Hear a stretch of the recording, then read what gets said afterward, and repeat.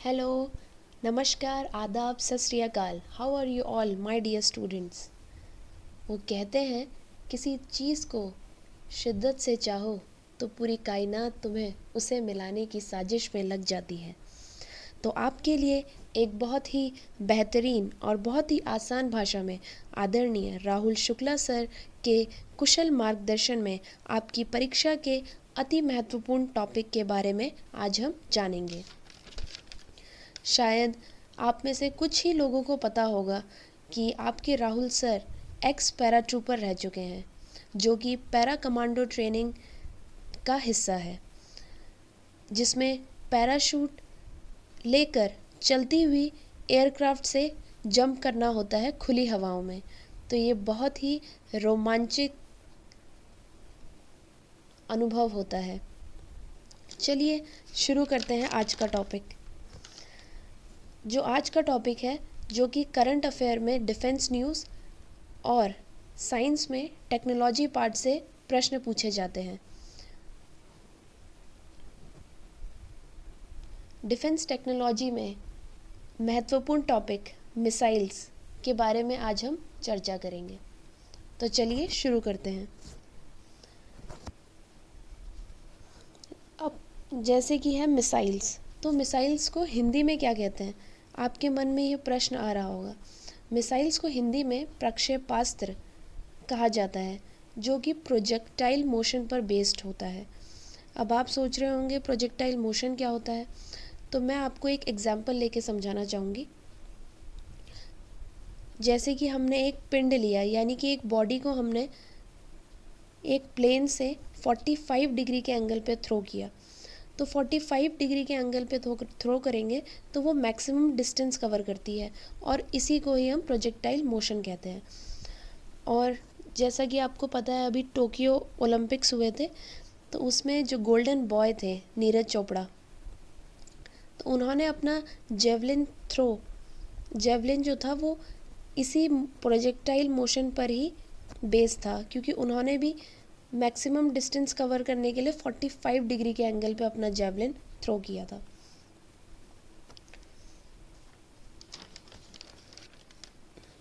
जैसा कि आप यहाँ पर देख रहे हैं कि डिफरेंट टाइप्स की मिसाइल्स हैं। अब आपको लगता होगा कि मिसाइल सब एक जैसी ही होती हैं, लेकिन ऐसा नहीं होता है। मिसाइल्स भी कई प्रकार की होती हैं। तो आज हम डिस्कस करेंगे कि कौन कौन सी टाइप की मिसाइल्स होती हैं। तो जैसा कि पहले आप देख रहे हैं सरफेस टू सरफेस मिसाइल, यानी कि धरती से ही धरती पर अटैक करने वाली मिसाइल। फिर है सरफेस टू एयर, यानी कि धरती से आकाश की तरफ, आकाश में जो भी शत्रु होगा उसे हिट करेगी। फिर है anti tank missile, then air to air missile, हवा से हवा में वार। एंटी टैंक मिसाइल में जो टैंक होता है उसको हिट करेगी। फिर है बैलिस्टिक मिसाइल,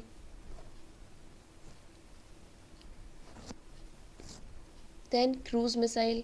क्रूज़ का मतलब होता है विचरण करना।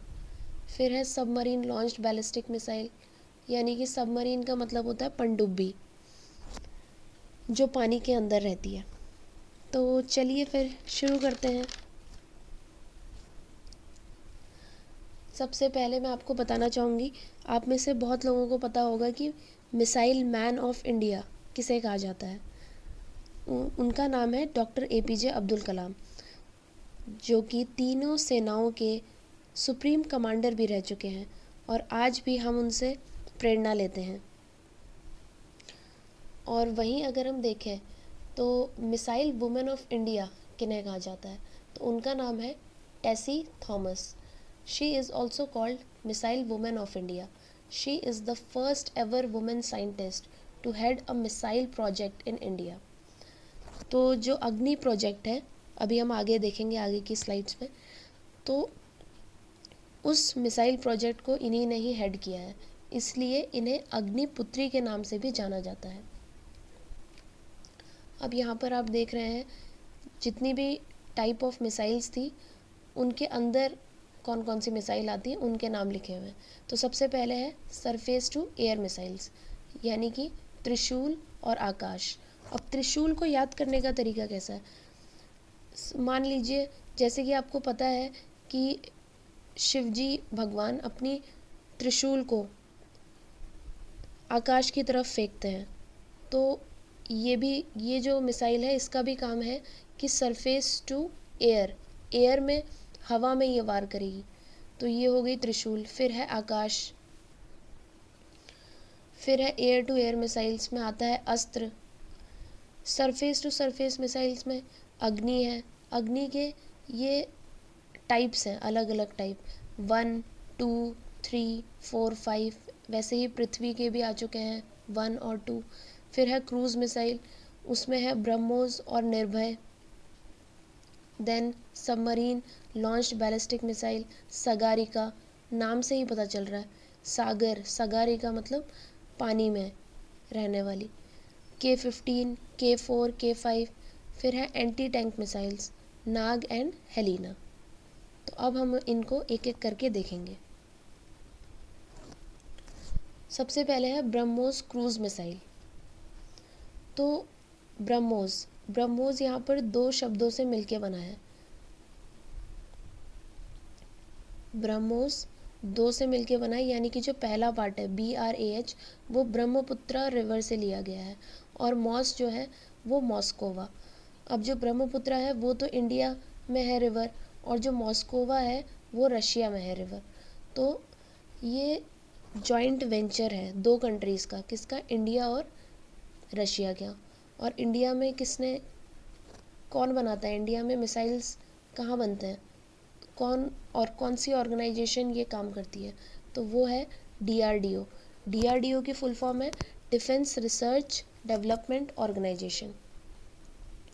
अब मैं आपको ब्रीफली बताऊंगी कि DRDO के कुछ पॉइंट्स DRDO से रिलेटेड जो आपके एग्ज़ाम्स में आ सकते हैं।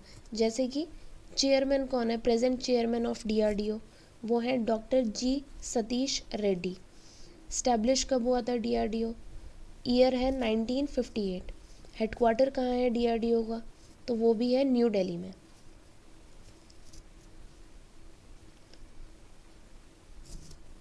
उसके बाद जॉइंट वेंचर है DRDO और NPOM, ये रशिया की ऑर्गेनाइजेशन है। तो इन दोनों ने मिलकर ब्रह्मोस मिसाइल को बनाया है।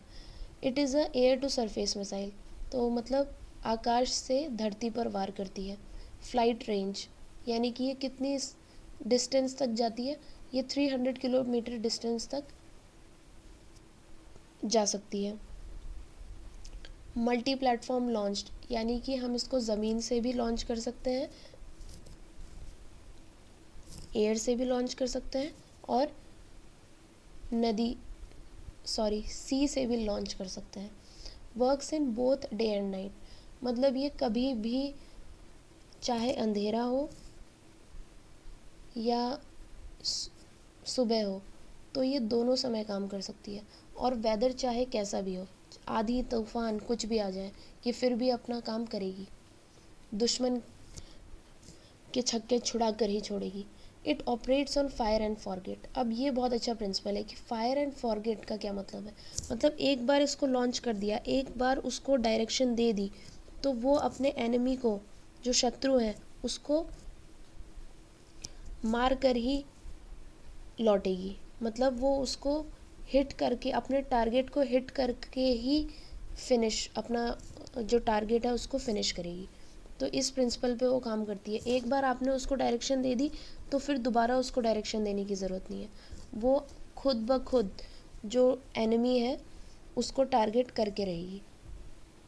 It is one of the fastest cruise missile currently operationally deployed with speed of Mach 2.8। ये सबसे फास्टेस्ट क्रूज मिसाइल है। अब क्रूज़ का क्या मतलब होता है? क्रूज़ मतलब जो एटमॉस्फेयर, मतलब जो हमारा एटमॉस्फेयर है वो उसी एटमॉस्फेयर में ही जाएगी और एटमॉस्फेयर में ही चलते हुए जो टारगेट है उसको हिट कर देती है। मतलब ये ज़्यादा लंबा प्रोजेक्टाइल फॉलो नहीं करती, छोटे से प्रोजेक्टाइल में ही ये एनिमी को हिट कर देती है, इसीलिए इसको जो इंटरसेप्टर होते हैं वो इसको पकड़ भी नहीं पाते, क्योंकि ये इतने फास्ट स्पीड से जाती है, उसकी स्पीड ही इतनी ज़्यादा है, मैक 2.8 स्पीड है इतनी, तो इसको पकड़ना ही बहुत मुश्किल है। तो अब आप सोच रहे होंगे कि मैक का क्या मतलब है, तो यहाँ पे मैक का मतलब होता है कि मैक एक नंबर होता है और मैक इज़ अ रेशियो। किस चीज़ के बीच में ये रेशियो है? Speed of object upon speed of sound. तो ये जो है 2.8 जो है ये मैक नंबर होता है, तो ये फास्टेस्ट क्रूज मिसाइल है। चलिए आगे बढ़ते हैं। उसके बाद है नाग मिसाइल। नाग मिसाइल जो है उसको प्रॉस्पीना भी कहा जाता है, और नाग मिसाइल जो है वो लैंड अटैक वर्जन है, मतलब उसको ज़मीन से लॉन्च करते हैं या फिर उसको किसी व्हीकल से लॉन्च कर सकते हैं,